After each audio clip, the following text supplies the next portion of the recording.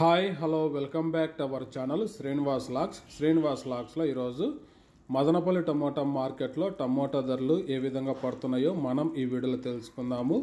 ఈరోజు 21వ తేదీ సెప్టెంబర్ నెల మదనపల్లి టమోటా మార్కెట్లో దిగుమతి విషయానికి వస్తే నిన్న మీద పోల్చుకుంటే తగ్గడం మీద జరిగింది. ఇంకా ధరల విషయానికి వస్తే ప్రారంభ కాయలు, ఈ పొడికాయలు, జ్యూస్ కాయలు, అన్క్వాలిటీ టమోటాలు, ఈ థర్డ్ క్లాస్ కాయలన్నీ 350 రూపాయలలోపు అయితే టమోటా ధరలు అయితే పలకటం జరుగుతూ ఉంది.